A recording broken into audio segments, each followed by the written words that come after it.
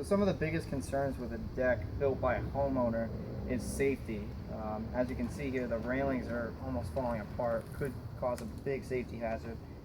Even the railings on the stairs aren't at the correct height, so we want to make sure we get this up to code when we rebuild the new one. These different materials don't work well together.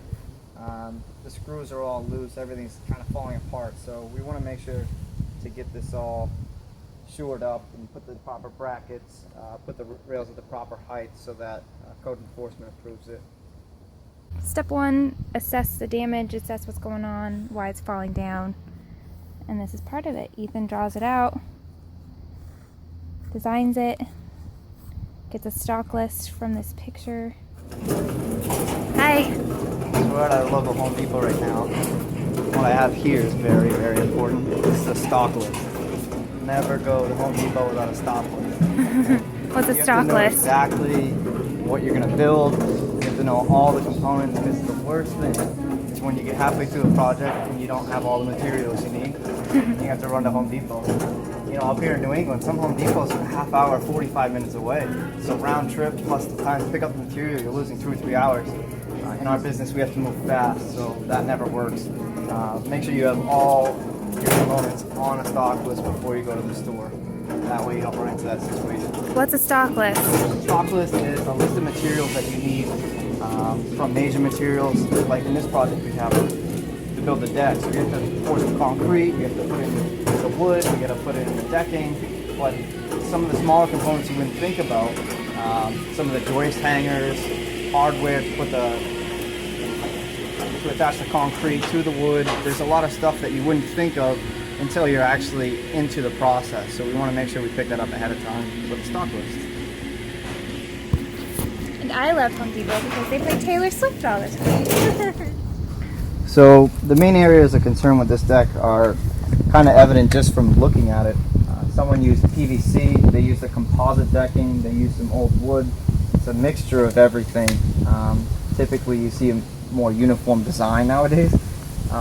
This was kind of just an homeowner keeping up with it, adding repairs as he went and as needed, and it's really not done correctly. So we're going to take this off, we're going to pour some new footings, get some new concrete in here, build this with some pressure treated, get it looking nice again, add some appeal to the front of this house. This house desperately needs it. So.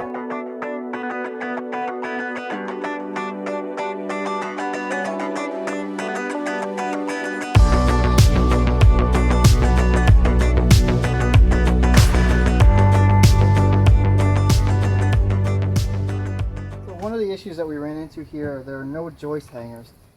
Typically on a deck like this you'll put some metal joist hangers underneath the wood. It helps attach it to both the house and the rim joist. It helps hold these joists in the middle up, and I think that's why we saw some of that sagging on the outsides. Typically when you don't have the hangers, it prevents that sagging in the middle and on the ends, which was happening in this deck. This new project, we're going with a more updated galvanized hot dip nail. These have a special coating on them that prevent rust from occurring. Typically in this New England area, especially close to the ocean like we are, we see a lot of rust happening, and these hot dip fasteners prevent that from happening.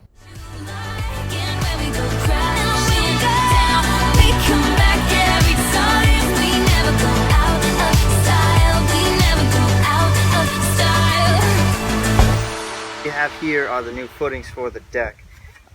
With the older deck, the posts are sitting right on the ground, and to bring it up to current codes, we poured a 4-foot deep by 12-inch wide footing. That gives it a strong base so that this deck doesn't sink much like the last one did.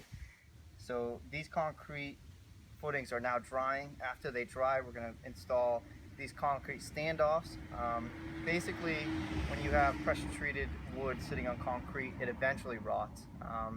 So to prevent that, we have these standoffs which apply a gap between the concrete and the wood itself. And once these dry up, we'll be installing these. This is me coming from an open house, attempting to help Ethan build a deck in my dressy clothes. This is me actually building the deck. Why is this wood still wet? Pressure treated. Oh, so it doesn't rot.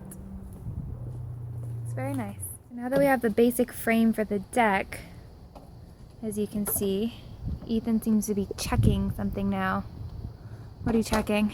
So I'm making sure that these posts are level and plumb. The heck does plumb mean? Plumb means level in both directions, Oh. both on the x-axis and the y-axis. So now that they're level and plumb, I'll be putting in these extra long lag bolts. They're basically long screws that attach the frame to the post coming down.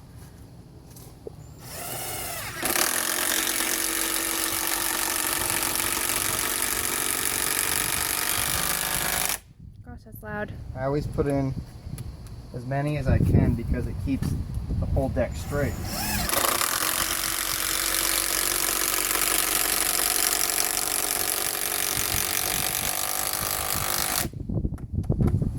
You always want to check afterward that you're still level and plumb.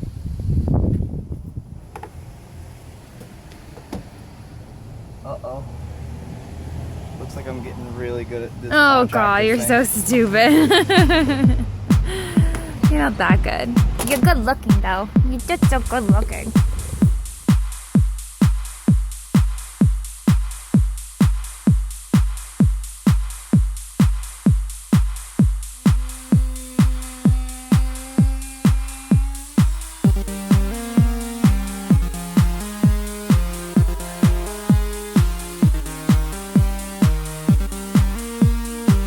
I'm just putting on the finishing touches right now. Why do you have to cut into the siding? This trim board slides all the way in. When you make a tight fit like this, it helps prevent water from seeping into the existing house. So by cutting this away and sneaking that board in the side, there's really nowhere for water to penetrate.